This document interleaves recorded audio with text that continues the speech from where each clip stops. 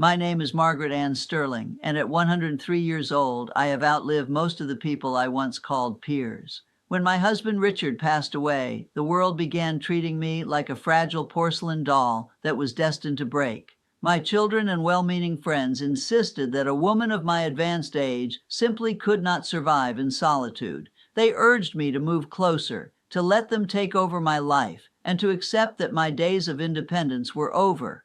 But I have discovered a profound truth that most people are far too afraid to whisper out loud to the elderly. The most enduring support system you will ever possess does not come from your bloodline or your social circle. It is not found in the charity of others or in expecting the world to cushion your inevitable fall. True strength comes from 5 specific pillars that only you have the power to construct for yourself. I know my words might sound cold or even cynical to those who haven't walked a century in my shoes. However, I have watched far too many vibrant souls surrender their autonomy until they became mere ghosts in their own homes. I refuse to let my light flicker out, choosing instead to stay whole, stay free, and stay entirely myself.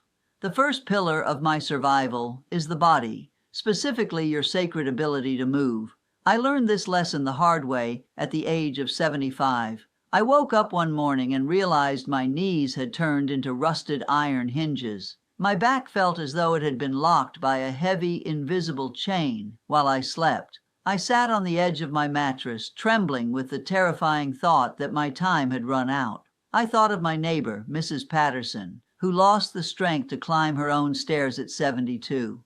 Within 1 year, she had surrendered her house and moved into her daughter's guest room. Within 2 years, she had shrunk into a woman who barely left her bed, not because she lost her mind, but because she lost her legs. When you lose your physical agency, you lose every choice you have ever spent a lifetime making. That morning, fueled by a cold fear, I made a vow to never let my world shrink to the size of a single room. I started walking every single day, regardless of the biting wind, the pouring rain, or the weariness in my bones. I performed gentle, rhythmic movements, circles with my ankles, rolling my shoulders, lifting my knees while seated. Now, at 103, I still rise from my bed without a trembling hand to guide me. I walk to the local market and carry my own weight because I refuse to ask for permission to live. My friend Eleanor stopped moving years ago, and now she is a prisoner in her own skin. If you do not protect your mobility like your very life depends on it, you are simply waiting for the walls to close in. The second pillar of my long survival is the art of needing less to remain truly free. I used to believe that security was built upon a mountain of possessions and a sprawling estate. But after Richard died, I realized that a large life often carries a heavy, suffocating weight. I sat at my mahogany table at 68, surrounded by rooms that echoed with emptiness and debt. The heating bills were soaring, the taxes were rising, and I was bleeding resources to maintain a museum of the past.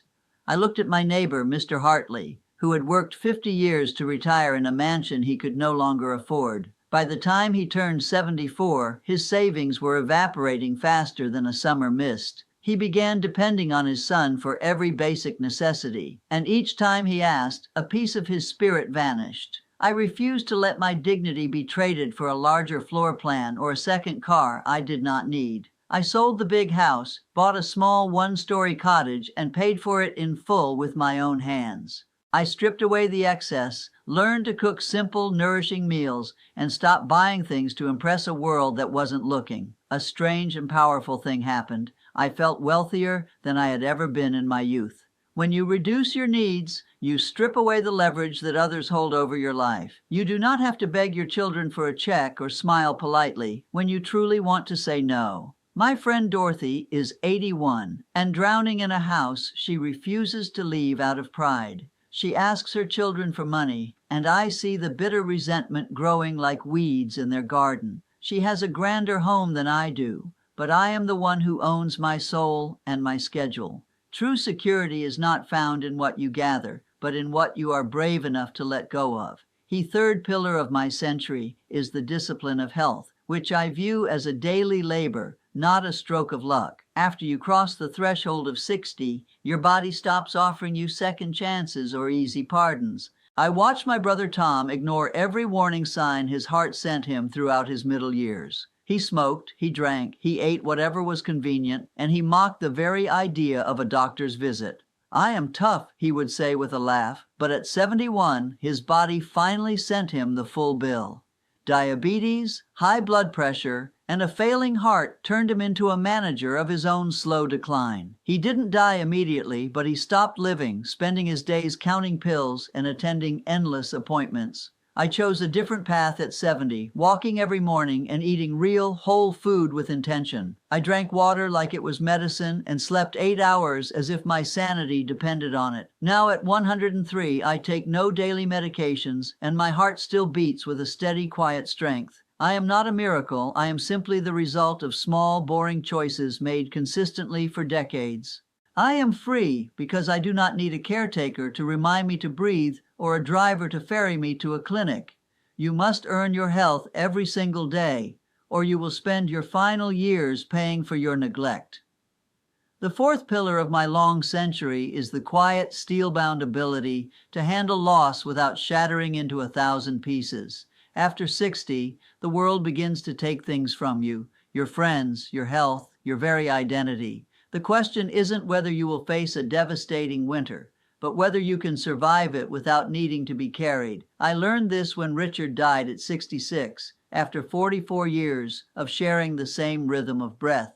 When he was gone, I felt as if half of my physical body had been torn away, leaving a raw, bleeding void. I stood at a crossroads. I could collapse and let the grief consume every remaining hour of my life. I could become the mother who telephoned her children every hour, begging them to fill the silence I couldn't face. Or I could grieve with my head held high and keep walking into the unknown. I chose to keep walking, letting the tears fall while my feet moved across the familiar pavement of my morning route. I kept my simple rituals, my morning tea, and my books, refusing to let widow become my only name. My friend Virginia lost her husband around the same time and made a different, tragic choice. She stopped seeing her friends, stopped going to church, and sat in her darkened parlor, waiting for her children to save her.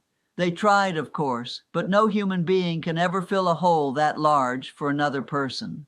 At 80, she lives in a state of permanent, bitter suspension, resenting the world for not fixing what was broken. The difference between us was not the depth of our love, but the height of our resilience. If you cannot learn to stand back up after the world knocks you down, you will be a burden forever. The final pillar, and perhaps the most vital at 103, is the fierce protection of your own identity. This is the hardest lesson of all because after you cross 80, the world begins to make decisions for you. Your children will speak to you in the simplified tones used for toddlers, and doctors will talk over you as if you are a ghost. Society assumes you have become incapable of logic or desire, simply because your skin has folded into a map of a century. If you do not know exactly who you are and what you stand for, you will surely disappear into their expectations. I watched my dear friend Helen surrender her autonomy when her children convinced her to stop driving. Then they persuaded her to sell her beloved heirlooms and move into a facility just to be safe. At 77, Helen stopped living her own life and began living the cautious, sterile version her children designed. The bitterness of that surrender is eating her alive, though she smiles and says thank you for the prison they built. I made a different, sharper choice when my daughter Susan suggested assisted living for my own protection. I said no, not with anger, but with a clarity that left no room for negotiation or guilt. I told her that while I can still brew my own tea and lock my own door, I am staying in my home. I know what I am willing to sacrifice for safety, and my independence is not on that list. I am still the master of my own schedule, my own risks, and my own quiet, defiant joy. If you do not claim your life, others will carve it up to suit their own peace of mind. So those are the 5 pillars: your body, your ability to need less, your health, your resilience, and your fierce sense of self. Nobody can build these foundations for you, and once you have forged them, nobody can ever take them away. I am not saying that your family does not love you, but I am saying that love alone is not enough to sustain your dignity. You must be able to stand on your own 2 feet, or you will spend your final years leaning on people who have their own lives to live. That is not fair to the ones you love, and it is certainly not a dignified end for the person you have become. If you are 60, 70, or even 80, the clock is ticking, but it is not yet too late to begin. Start moving, start simplifying, and start knowing exactly what you stand for before the world decides for you. At 103, I promise you this: you will never regret the discipline of your youth, only the time you wasted waiting to be saved.